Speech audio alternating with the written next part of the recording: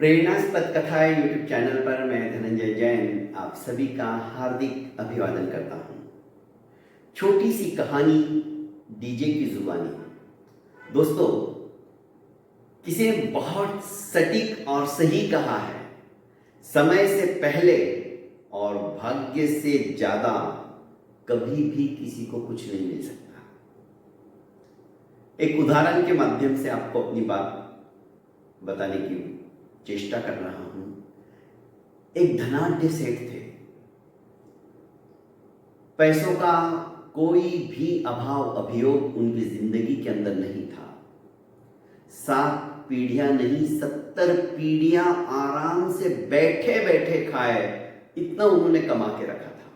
इकलौती बेटी, अपने बराबरी के हिसाब से ही सही, नहीं मिला तो कम से कम बेटी सुखी रहे, ऐसा वर ढूंढने का उन्होंने शुरुआत कर दिया।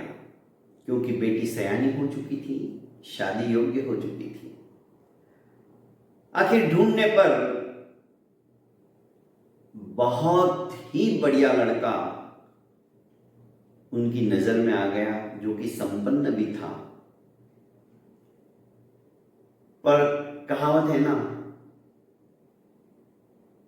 जब तक हम किसी के साथ नहीं रहते हैं तब तक उसका शील, उसका स्वभाव, उसका चरित्र हम नहीं जानते। सहवासी एव जानाति चरित्रम सहवासिना। उसके सन्निकट रहने वाला ही उसके शील, स्वभाव और चरित्र को जानता है।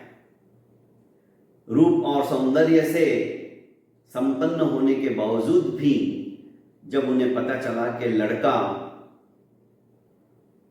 अखुट पैसों का मालिक होने के बाद भी जुआ खेलने में लगा रहता है, दारू पीने में लगा रहता है, सातों कुव्यसन उसके जीवन के अंदर थे। और दोस्तों, कुबेर का भी खजाना क्यों ना हो, आय नहीं हो रही हो और सिर्फ व्यय ही व्यय होता चला गया, तो एक दिन वो खजाना भी समाप्त हो जाएगा। ऐसा ही हुआ।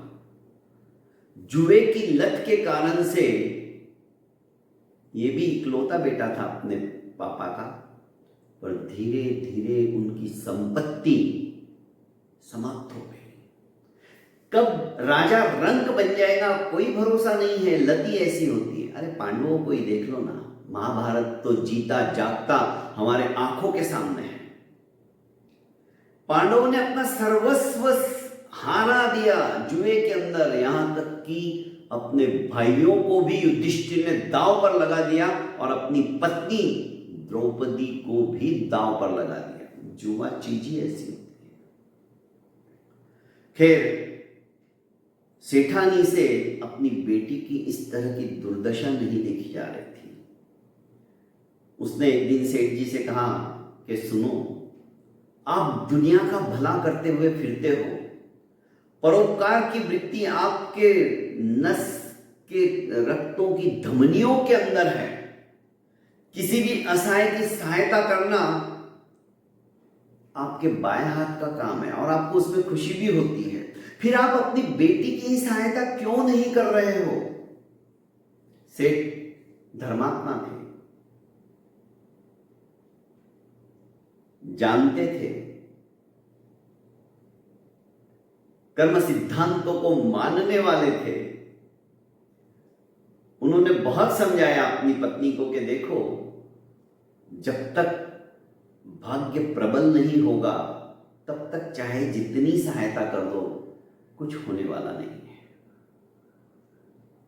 पर सेठानी अंदर ही अंदर जलन महसूस करती कि मेरी बेटी दुखी क्यों, मेरे पास आज सब कुछ है, फिर भी मैं चाहते हुए भी उसकी कोई सहायता नहीं कर पाती हूं। एक बार सेठ जी व्यापार के निमित्त से बाहर गांव गए। 2 दिन के पश्चात आना था और इधर योगानुयोग उनका जवाई राजा अपने ससुराल में आया। ससुराल में आप तो जानते हो, ससुराल बोले तो चारों धाम। इसलिए कोई कोई कहता है मैं कहाँ गए थे, चारों धाम की यात्रा के लिए गया था, मतलब समझ लेना ससुराल में गया था। दोस्तों, हालचाल सासू माँ ने पूछे तो उसके तो हालचाल वैसे ही थे, जुआरी के क्या हालचाल। थोड़ा बहुत कहीं से इकट्ठा करता वापस जुए में हार जाता, क्योंकि लत लगी हुई थी। सासू माँ ने सोचा कि अच्छा है सेठ जी नहीं है, उसने 5 किलो मोतीचूर के लड्डू बनाए थे, क्योंकि सेठ जी को बड़े पसंद थे,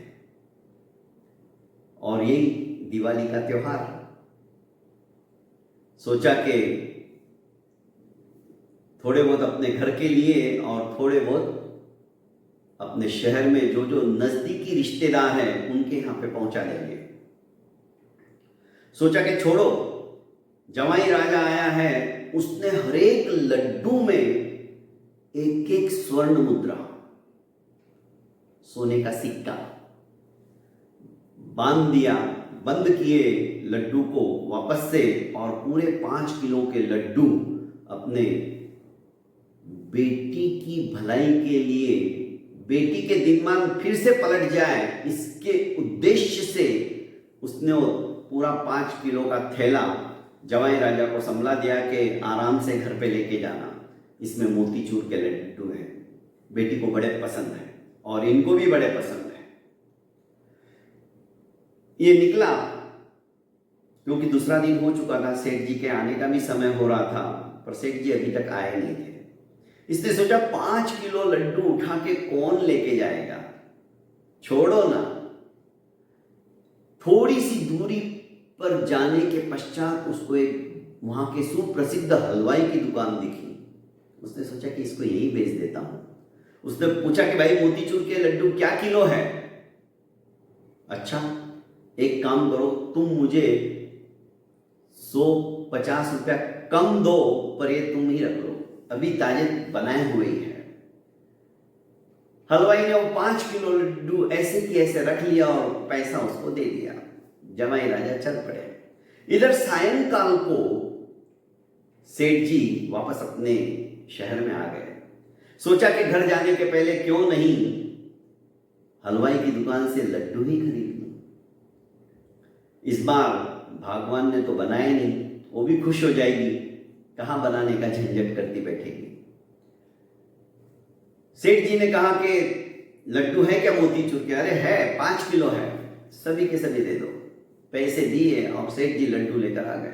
वही डिब्बा, वही थैला जब सेठानी ने देखा तो देखती ही रह गई। लड्डू? हाँ, अभी अभी हलवाई के वहां से लेके आया हूं। एक लड्डू निकाला और उसको तोड़ के देखा सेठानी ने, तो उसमें वही स्वर्ण मुद्राएं जो उसने हर एक लड्डू में डाली थी निकल गई। सेठ जी ने कहा क्या बात है? अब सेठानी बोली कि आपसे मैं क्या छुपाऊं, पहले तो आप अपनी गलती की माफी मांगती हूं, पर मैंने बहुत बड़ी भूल की। मैंने अपने जवाई राजा को अपनी बेटी के सुख के लिए हर एक लड्डू में एक एक स्वर्ण मुद्राएं डालकर 5 किलो के लड्डू उसे दे दिए थे। पर देखो नसीब उसका, आप बिल्कुल सही कह रहे थे कि भाग्य में होगा तो ही उसको मिलेगा, वरना नहीं मिलेगा। सेठ जी हंसने लगे और कहने लगे कि भाग्यवान, मैंने तुम्हें पहले ही कहा था, समय से पहले और भाग्य से ज्यादा कभी भी किसी को भी कुछ नहीं मिल सकता। अब देखो ना तो अपने जवाई के भाग्य में थे और ना ही उस हलवाई के भाग्य में थे और किसी और के भी भाग्य में नहीं थे।